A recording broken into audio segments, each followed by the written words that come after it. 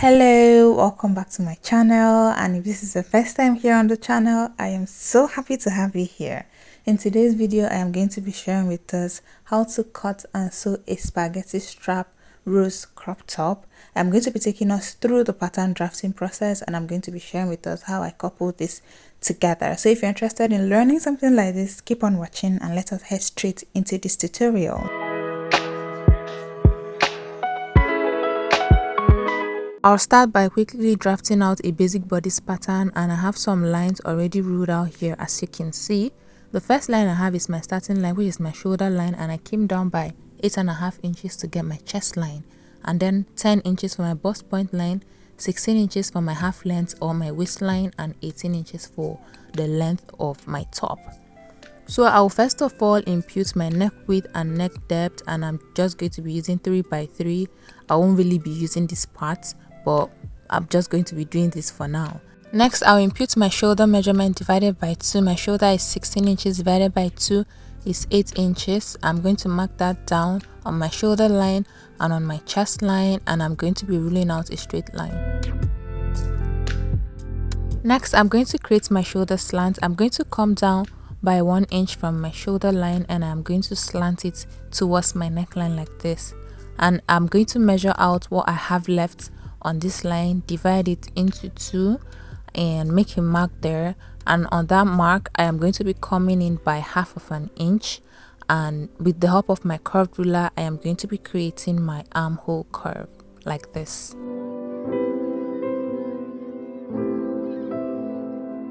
The next thing I'm going to do is determine where my tube top is going to start from. So this is dependent on how much skin you want to show, how off you want your tube top to be. But for me, I'm going to be using 7 inches. 7 inches is perfect for me. So I'm going to be marking that across, and I'm going to rule a straight line to connect it like this. Next, I'm going to come to my length line, and I'm going to be marking my bust band measurement divided by 2. Mine is 7 inches divided by 2. I am going to mark that out here, and then I am going to mark it out here at the top. And I am going to be connecting this together using the help of my straight ruler. I'll go ahead and impute my dart on my waistline. I'm just going to be using 1/2 inch on both sides of my bust band line. I'm going to be repeating the same thing on the length line, 1/2 inch, 1/2 inch, and I'm going to be connecting these points with the help of my straight ruler. So guys, I forgot to draw in my under bust line. My under bust is 13.5, so I'm going to be drawing the line right now. I forgot to draw it in because I'm not really making a bustier top, so I think that was why I forgot to draw it in. So I'm just doing that now, and I'm going to label this my under bust. So I'm going to be marking the same 1/2 inch that I have on my waist and length line on the under bust. I'm going to be marking 1/2 inch on both sides. This is because it's not a bustier that I'm trying to create. I just want it to have a little bit of curve around the bust area, but I'm not going to be padding it to make it a bustier top. At the top here, I'm going to be marking that same 1/2 inch on both sides, and I'm going to be connecting it to my bust point line. On this my bust point line, I'll come down by 1/2 inch and go up by 1/2 inch, and I'll connect this point. And the reason why I came down by 1/2 inch and went up by 1/2 inch is to eliminate pointy ends. And now I'm going to go ahead and shade this part out because I will not be needing it. Now I'll impute my horizontal measurements. My bust measurement divided by 4 is 8.75, and I am going to be replacing this dart on this my chest line, which is about 1/2 inch. So make sure you replace whatever dart you have on your chest line, and then I'm adding 1 inch for seam allowance. I hope that is clear.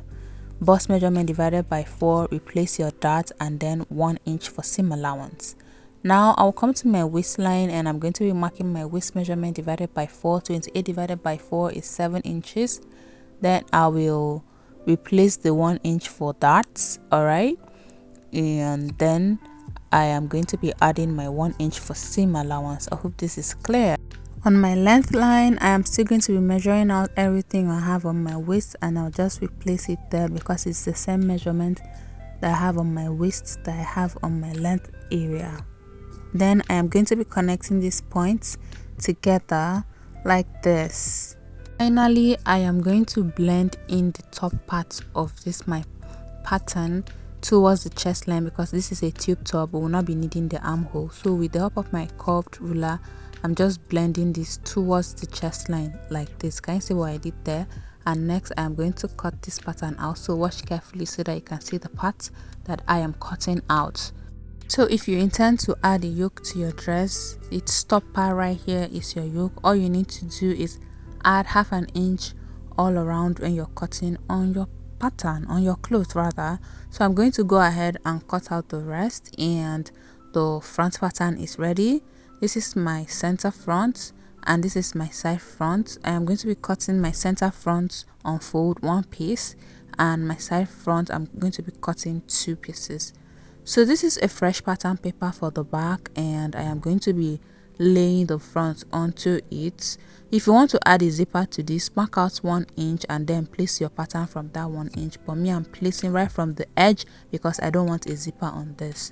So you can use a pin or tape to secure your pattern from moving, and this is me measuring out 1 inch in between the spaces because my dart is 1 inch and I want to make sure that I don't have more than 1 inch opening. So I am tracing out the sides and I'm tracing out the chest line, and this is because this is a tube top and we will not be needing an armhole for this. So I'm going to pull out my front pattern and I'll use the help of my ruler to just connect these points that I just made. I hope this is clear, guys. Next, I'll create my dart for the back by marking my bust band measurement divided by 2 first. I'm going to mark it on the bottom and at the top, and I'm going to be connecting this point with the help of my straight ruler. On both sides of this bust band line, I'm going to be marking half an inch on the bottom, and I am going to be marking 3 inches from the top of my pattern, and this is going to be the length of my dart. So I'm going to be connecting these points together like this. I decided to come down by 1.5 inches from the top of this my pattern, and I'm going to be slanting it back towards the top of my pattern. This is because I don't want my back neckline to be straight. You can leave yours straight if you want it straight. And next I am going to go ahead and cut this pattern out, and our back pattern is ready. Now because this top is going to be laced, I am marking 1 inches from the center front inwards, and I'm going to rule this in. So this is the space for my lacing. So by the time I cut it on fabric, I'll have about 2 inches space for lacing. So I folded it in. I didn't want to cut it out in case I want to use this pattern for something else. I indicated where the up part of this my pattern is. So this is my center back. I'll cut 2 pieces, and that is my side back. I am going to be cutting 2 pieces. Now I'm done with the patterns. I'll place it on my fabric and cut out. This is what I have. This is my center back. Please ignore that CF and SF. It's my center back. I added half an inch round my center back. For my side back, I added half an inch on the down, the dart area, and the up area. I didn't add at the other side, okay? And this is my center front. I cut it on fold, then I added half an inch on the down, the dart area, and the top. And for the side front, I basically did the same thing. I also did the same thing for my lining pieces. So I'm going to take out my pattern paper out for the back, and I am going to open it up like this. I'll place the center back onto the side piece, right sides facing each other, and I am going to stitch it down by half of an inch. I'm also going to do the same thing for the front. I'm going to open up the center piece, and I will align the side pieces, right sides facing each other, and I am going to be stitching it down using half of an inch. And after stitching it down, guys, this is what I have, okay? And I went ahead to open press all my seams, and can you see what it looks like? Can you see that I have a little curve around that my bust area to accommodate my bust? I also did the same thing for my lining pieces. So the next thing I'm going to do is I am going to be joining the front and the back pieces together at the side. So I'm aligning it like this, right sides facing each other, and I'm going to go ahead and stitch it down by 1 inch seam allowance. So I have done that. I have open pressed my seams, and I also did the same thing for my lining piece. I sewed down a piece of Regilin boning on the center back of this lining piece. I came in by half of an inch. I left half an inch on the top and bottom areas because I'm going to be sewing on that part. And the reason for this boning is to help the center back stand straight, since I am going to be lacing this top, so it will help it not to be wrinkled.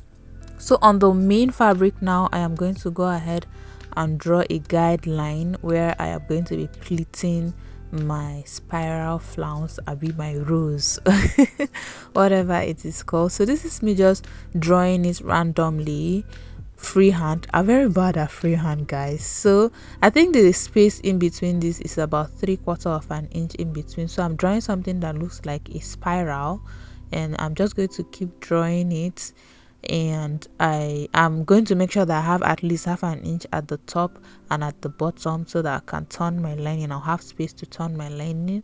I'll also advise that you turn the top part of this your blouse with lining first before you start drawing this spiral and fixing the spiral, because I realized I was kind of difficult for me to sew my lining after I was done creating my pleats on this flounce. I don't know if you understand what I mean. I'll explain later on. I have at least half an inch at the top and bottom of this my top. I'll be using it to turn my lining over, and this is the organza fabric that I'm going to be using to create my zip flounce or rose design.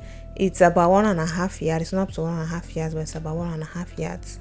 So I'm going to measure out 5 inches and I will cut it out. So I'm going to be cutting out 5 inches strip, and this is what it looks like. I joined them together. So in total I have about 9 pieces of this. I ended up using about 7.5, but right now I have about 9 pieces. So I'm going to fold this into 2, and I'll take it to my machine and stitch it down by about 1/2 inch. But before I stitch this down, I am going to be creating a curve. I'm just going to create a curve at both ends, and this is just going to help me have a very clean finish. And I'll stitch this, turn it inside out, and this is what it looks like after I turn it inside out. I left a very little space, which helps me to turn it inside out. So I'm going to be using hemming gum to conceal this little space, and I am going to just iron this out flat. The reason why I sewed it and turned it inside out is because organza fabric frays a lot, but if you have an overlocker, you can decide to use an overlocking machine to overlock it instead of going through the hassle of sewing and turning it inside out.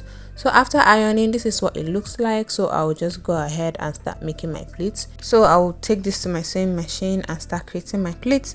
I'm going to start creating my pleats from the end. I started earlier from the middle, that's the beginning, and it was kind of difficult. I found it to be difficult, so I started to start from the end, which is relatively easier. I'm making use of a box pleat for this project because I like box pleats. You can use a normal straight pleat, you can even use gathers, and I would like to point out that you mustn't use an organza fabric for this rose that I'm trying to create.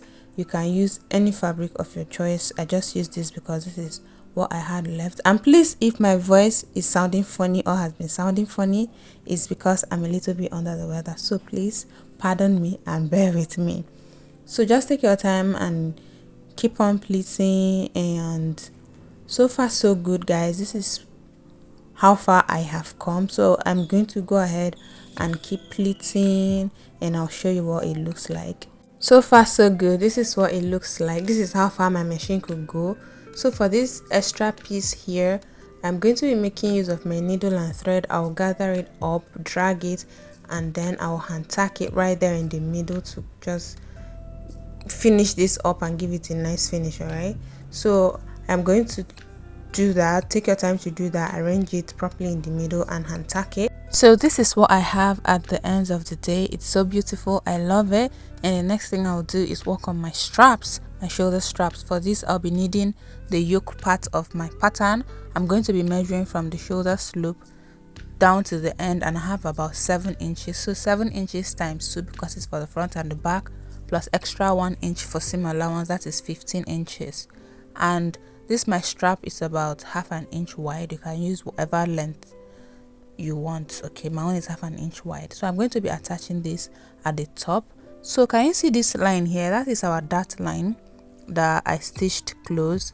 I'm sorry that my flounce is covering it a little bit. So I marked 1 inch away from that line, and I'm going to be placing my strap there, right sides facing each other. Okay, so I'm going to pin that down, and then I'll go to the other dot line, okay, at the back. You know, there's another dot line at the back. I'll go there and I'm going to be marking 1 inch inward. Okay, you can place it directly on the dot lines, but I decided to mark that 1 inch inwards and 1 inch outward. Okay, so I'm going to pin this down, and then I'll be repeating the same thing for this other strap. I'm going to locate that line for the front, mark 1 inch outward, and then pin it down. Okay, right sides facing each other, and then I'll come to the dot line for the back, and I'll mark 1 inch inward out away from the dot, and I'll place the other end and pin it down. And next I'm going to be using my lining to turn over the raw edge at the top. Okay, so I'm going to place my lining. I struggle to do this because I already created my flounce. That was why I said it will be better to just turn the top part with lining first before making your flounce. So I stitched it down with about 1/2 inch, and I made an understitch. This will help my lining to stay in place because it will be quite difficult to iron the top parts because of the flounce. Okay, all right, the next thing I'm going to do is sew the sides and the bottom of this my blouse. So I'm going to place it right sides facing each other, and I'm going to go ahead and stitch it all around using 1/2 inch. And after stitching it down, guys, this is what it looks like. Okay, so right now everything is sealed. There is no space at all for me to use and turn this out. So what I'm going to do is I'm going to open up one of the side seams. I'm going to use my seam ripper and open up just a little bit so that it will help me to turn this inside out. After turning everything inside out, this is what it looks like. Our blouse is basically ready. Why do I keep saying our? My blouse is basically ready. And this opening, I'm going to be concealing it with an invisible stitch, a hand stitch. Okay, so with the help of my rivet machine, I am going to be creating a hole and fix my eyelet right here at the back. If you don't want to use an eyelet, you can use a fabric to create a loop. And I'm also going to be using this piece of organza fabric to just create a long strip, which I'm going to be using to tie this. And this is what it looks like, you guys. I pinned it at the back because I am obviously bigger than this mannequin. I'm in love with the outcome. You can decide to make your rows as full or as scanty as you want. And we have come to the end of this video, guys. Give this video a like so that more people can get to see it. Subscribe to this channel if you're not yet subscribed. Drop your questions, thoughts and suggestions in the comment section, and I'll see you in my next video. Bye.